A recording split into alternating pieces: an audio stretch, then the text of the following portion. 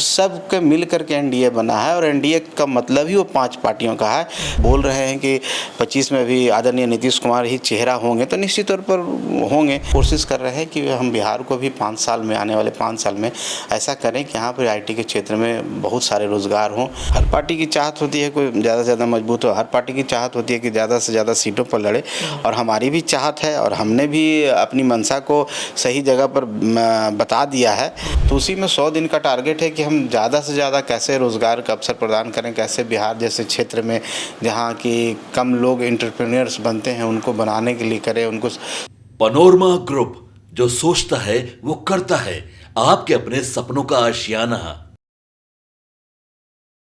नमस्कार, भारत लाइव पे आप सभी दर्शकों का एक बार फिर से बहुत बहुत स्वागत है। बिहार में लोकसभा 2024 के चुनाव की समाप्ति के बाद अब लोकसभा का सत्र भी शुरू हो चुका है। सभी सांसदों ने ओथ ले लिया है और अब नरेंद्र मोदी ने 100 दिन का टारगेट दिया है। अपने केंद्रीय मंत्रियों की टीम को एक टारगेट नरेंद्र मोदी की तरफ से ये दिया गया कि 100 दिनों के कार्यकाल में आप अपने क्षेत्र में आपके जो मंत्री जिसके लिए बनाए गए हैं उन क्षेत्रों में कार्य करके दिखाइए।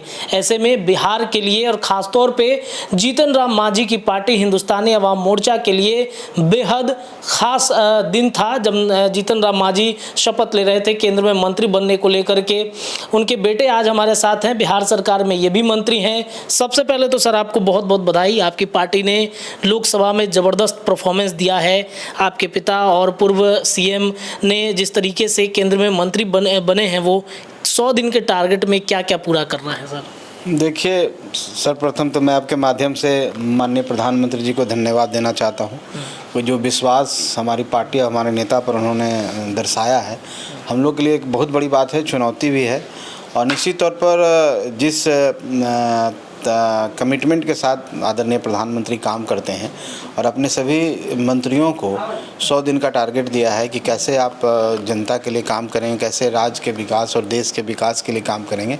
तो उसी में जो एमएसएमई डिपार्टमेंट है, एक ऐसा विभाग है जो लोगों से जुड़ा हुआ है। जो लोग नया उद्यमी जो बन रहे हैं, कुछ रोज़गार करना चाहते हैं, उनको सपोर्ट करने के लिए, उनको ट्रेनिंग देने के लिए स्किल डेवलपमेंट का कार्यक्रम करती है एमएसएमई। और हम समझते हैं कि बिहार के लिए खास करके बहुत बड़ा, हम लोग के लिए बड़ी बात है कि बिहार में नए रोज़गार का अवसर प्रदान होगा। तो उसी में 100 दिन का टारगेट है कि हम ज़्यादा से ज़्यादा कैसे रोज़गार का अवसर प्रदान करें, कैसे बिहार जैसे क्षेत्र में जहाँ की कम लोग एंटरप्रेन्योर्स बनते हैं उनको बनाने के लिए करें, उनको सपोर्ट करें। नई योजना जैसे विश्वकर्मा योजना है, उसमें कैसे लोगों को लाभ हो सके, ये प्लान चल रहा है। और नई योजनाओं का शुभारंभ हो। अब कल एमएसएमई का जो दिवस मनाया गया, उसमें भी देखें कि हम माननीय मंत्री जी ने जो बातें लोगों के बीच में रखी है, तो हम समझते हैं कि हमारी पार्टी के लिए भी और हमारे नेता के लिए और बिहार के लिए एक बड़ा दिन था वो, जिस दिन मंत्रिमंडल में हमारी पार्टी शामिल हुई और हमारे नेता ने उस शपथ लिया।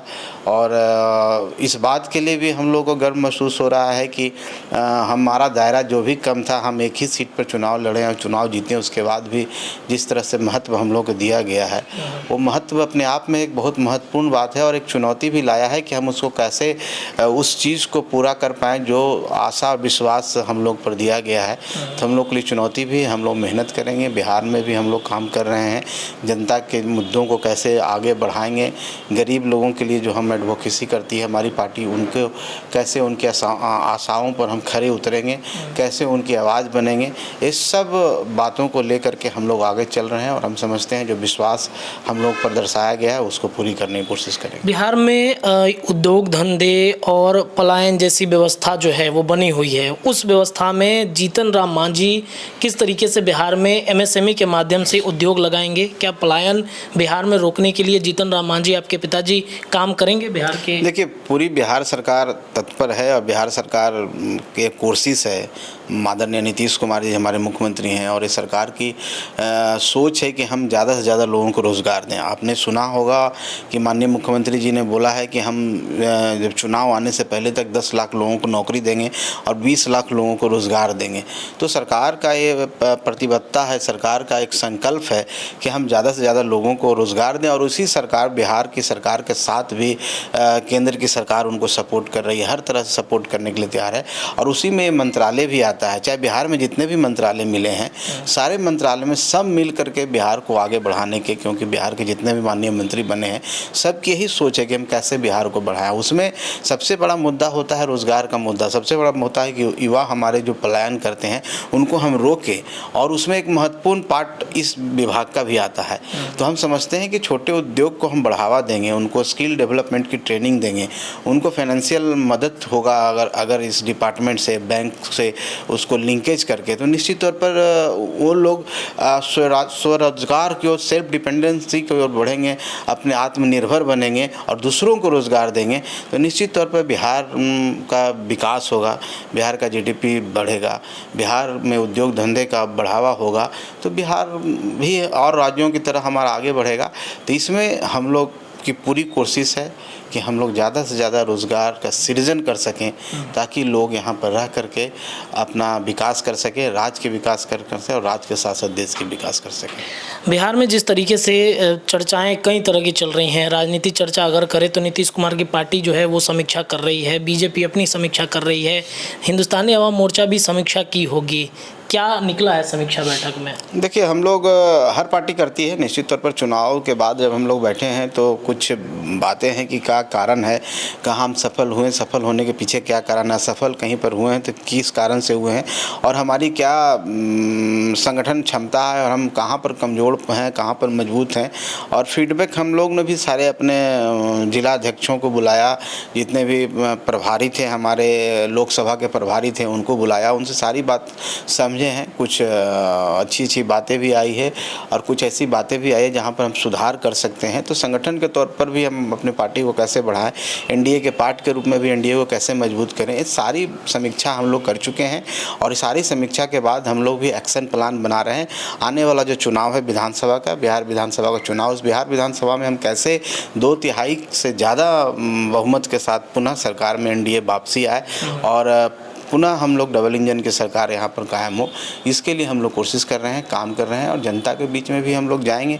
अभी आप देख रहे होंगे कि जिस तरह से काम हो रहा है, जिस तरह से सारे डिपार्टमेंट्स अपना काम कर रहा है, एक्शन प्लान पूरे बिहार के सारे डिपार्टमेंट बना 1 साल का कि 1 साल में हमको काम करना है, तो ये सारी बातें हो रही है और ये सारी बातें जनता के हित के लिए। कितनी सीटें विधानसभा की आप लोग डिमांड करेंगे? चूँकि एक बहुत बड़ा जिम्मेदारी जीतन राम मांझी को भी मिला और अब विधानसभा के चुनाव में एक प्लान तो सेट होगा कि इतनी सीटों पे हमें लड़ना है, ताकि जो चर्चाएं हो रही हैं एनडीए गठबंधन को लेकर मजबूती को, कितनी सीटों पर मजबूत करेंगे? देखिए, सीट का कोई आंकड़ा अभी फिक्स नहीं है, सीट की कोई बात अभी कोई तय नहीं है और जब तक कोई बातें इस तरह का ऑफिशियली नहीं आती है तो हम समझते हैं इस पर कोई बात करना नहीं है।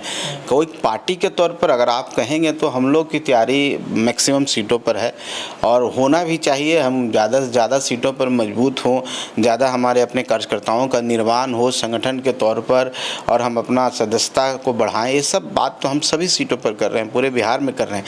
लेकिन जब गठबंधन होगा, एनडीए जब बैठेगा, एनडीए में सबको मिल के लड़ना है और उस हिसाब से सीटों का जब चयन होगा तो आपसी मेल के साथ, आपसी समझौता के साथ होता है, उस समय हम आप बता पाएंगे। अभी हम लोग कोई इस बात को कोई कंट्रडिक्शन नहीं कर सकते हैं कि हमको इतनी सीटों पर लड़नी है। जब हमारा मन एक है, जब हम एनडीए के पार्ट हैं, जब राज्य के विकास के लिए हम एक साथ आए हैं, तो ये कोई मुद्दा हम लोग के लिए कभी नहीं रहा है, न रहेगा।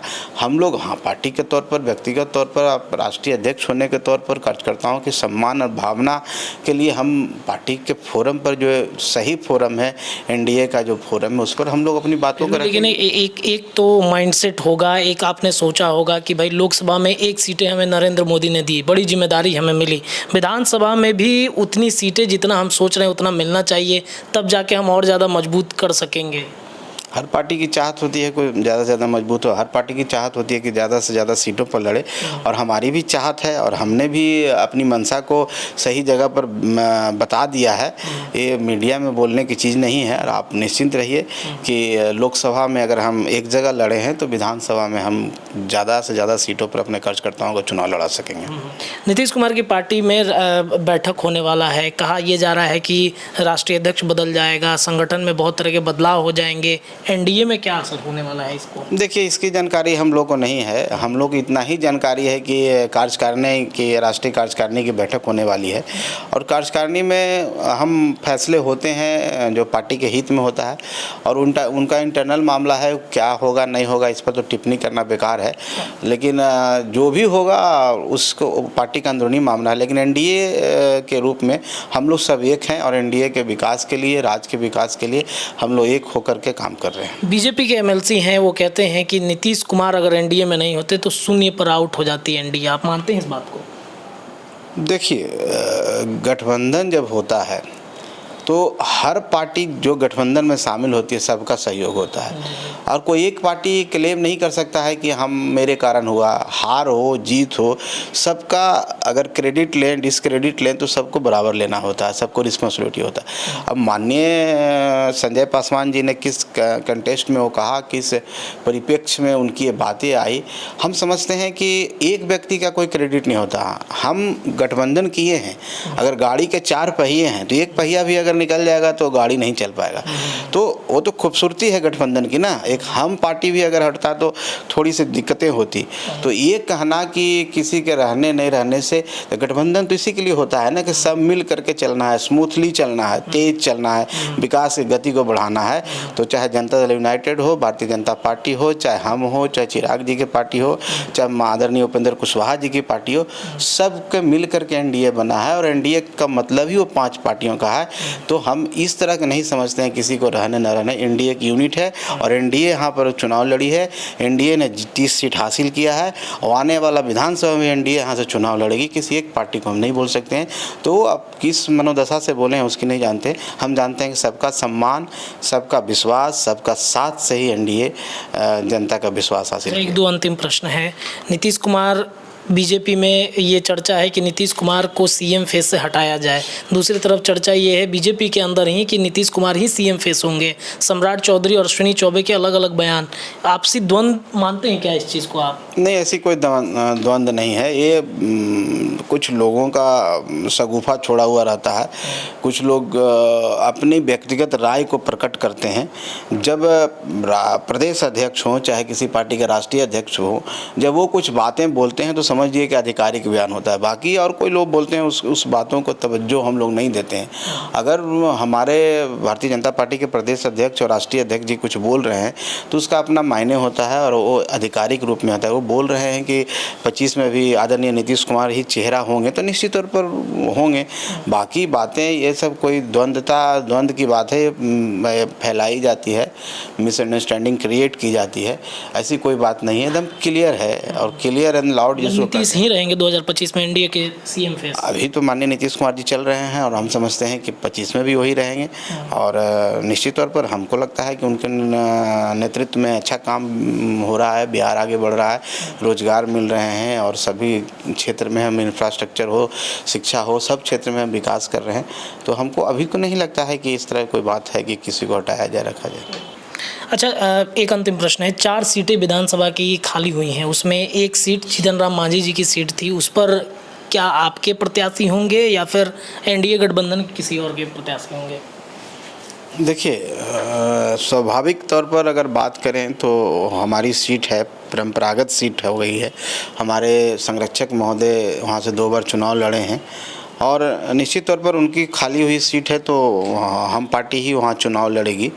और अभी आधिकारिक तौर पर इसकी घोषणा नहीं हुई है, लेकिन हम समझते हैं और हम लोग के कार्यकर्ताओं की मांग है, और हम पार्टी चुनाव लड़ेगा, और हमका कोई कार्यकर्ता वहाँ चुनाव लड़ेगा। सर, आपके विभाग में क्या कार्य हो रहे हैं? कौन कौन से ऐसे नए 2024 के समाप्ति के बाद, चुनाव के समाप्ति के बाद ऐसे कौन कौन सी योजनाएं ला रहे हैं सर आप? देखिए, हमारा विभाग है माइनर इरिगेशन है, लघु जल संसाधन विभाग जिसको कहते हैं। हम लोग का जब टारगेट है कि 25 तक हर खेत को सिंचाई का पानी हम लोग पहुंचा दें, और ख़ास करके उन क्षेत्रों में हम ज़्यादा काम करते हैं जहां सुखाड़ होता है। बरसात तो उस तरफ होते हैं, लेकिन अगर आप साउथ बिहार को कहें, जो यूपी से लेकर के झारखंड तक का बॉर्डर टच करता है, तो 10 से 12 ज़िले हैं जहाँ सुखाड़ होता है। वहाँ पर महार, पैन और बहुत सारी सिंचाई की योजनाओं को करते हैं। और इस बार हमने करीब ये फाइनेंशियल ईयर में, अगले वित्तीय वर्ष तक, चुनाव से पहले तक हम लोग का टारगेट है कि हर खेत को हम सिंचाई का पानी पहुँचाएँ। इसके लिए ज़्यादा से ज़्यादा हम लोग DPR बनाएँ, ज़्यादा से ज़्यादा काम हो सके। इसलिए हम लोग ने फैसला लिया है कि हम अपने जो अभियंता हैं, जो कन्या अभियंता जिसको JEE बोलते हैं, वो 200 के करीब हम लोग उसको RWD के से हम लोग ले रहे हैं, और 200 के आसपास में फिर हम एजेंसी हायर कर रहे हैं जो हमारा DPR बनाए। तो 3500 योजनाओं का हमने चयन किया हर खेत के सिंचाई के पानी में पूरे बिहार में, जहाँ पर सुखाड़ की समस्या होती है। तो वो सारे काम हम करना चाहते हैं 25 के चुनाव से पहले, ताकि हर खेत में सिंचाई का पानी चल जाए। जब सिंचाई का पानी चल जाएगा तो लोग खुशहाल होंगे, किसान के खेतों में पानी जाएगा। तो हमारी यही सबसे बड़ी प्रतिबद्धता है, और उसके लिए हम योजनाओं का चयन कर रहे हैं। और इधर बरसात का समय आया है, 3 से 4 महीने जो हमको बरसात में मिलेगा, हम सारी योजनाओं को DPR और उसकी प्रशासनिक स्वीकृति दे कर रखेंगे। उसके बाद जो टेंडर की प्रोसेस होता है और अपना काम शुरू होगा। तो ये काम हम लोग कर रहे हैं। और एक विभाग मेरे पास IT है, तो न्यू IT पॉलिसी का हो चुका है, वो कैबिनेट से पारित हो चुका है। अभी कुछ प्रारूप उसमें बचा हुआ है जो कैबिनेट से होना है। वो सारे हो जाएंगे तो नए यहाँ पर इन्वेस्टर आएंगे, हम लोग उनको आग्रह करेंगे और जा कर के भी बात करेंगे कि नए लोग आए, यहाँ पर इन्वेस्ट करें, और IT के क्षेत्र में नया एक क्षेत्र ऐसा डेवलप हो जहाँ रोज़गार हम दे सकें। क्योंकि अभी बिहार एक ऐसा प्रदेश है जहाँ पर अपार संभावनाएँ हैं यहाँ पर, क्योंकि अभी बहुत ज़्यादा काम नहीं हुआ जिससे दूसरे स्टेट में, जैसे मान लीजिए बेंगलोर है, ये सब करना वहाँ हुआ है। तो हम लोग कोशिश कर रहे हैं कि हम बिहार को भी 5 साल में, आने वाले 5 साल में ऐसा करें कि यहाँ पर IT के क्षेत्र में बहुत सारे रोज़गार हों और IT में हम पीछे नहीं रहें। तो ये सब काम हम लोग न्यू IT पॉलिसी के तहत कर रहे हैं। बाकी एक विभाग और है मेरे पास, तो वो विभाग तो आपदा का है, जिसमें सभी लोगों से समन्वय सभी डिपार्टमेंट से होता है। जहाँ ज़रूरत होता है हम लोग पैसे देने का काम करते हैं। लेकिन मुख्यतः जो विभाग है IT और हमारा माइनर इरिगेशन, इसमें यही सब काम हो रहे हैं। चलिए, बहुत बहुत धन्यवाद सर। तमाम विषयों पर चर्चा हम कर रहे थे। बिहार सरकार के मंत्री और हिंदुस्तानी अवाम मोर्चा के संरक्षक, पूर्व CM जीतन राम मांझी के बेटे, वर्तमान में मोदी कैबिनेट के मंत्री। बहुत बहुत धन्यवाद। तमाम चर्चाएं लगातार भारत लाइव पर जारी है, जुड़े रहिए हमारे चैनल के साथ। धन्यवाद। पनोरमा ग्रुप, जो सोचता है वो करता है। अगर ये वीडियो पसंद आई और वह बिहार के राजनीति और बिहारियत से सरोकार रखेनी, तो सब्सक्राइब बटन दबा के चैनल के सब्सक्राइब कर ली। ओजे एगो घंटी बा, ओकरा बटन दबा देला से कुल सटीक और मारक खबर रुआ मुफ्त में मिल जाई। अगर रुआ पत्रकारिता के हमनी के नया प्रयोग में सहयोग कर चाहतानी तो ज्वाइन बटन दबा दी। पेटीएम नंबर नोट कर ली 9386816700। धन्यवाद।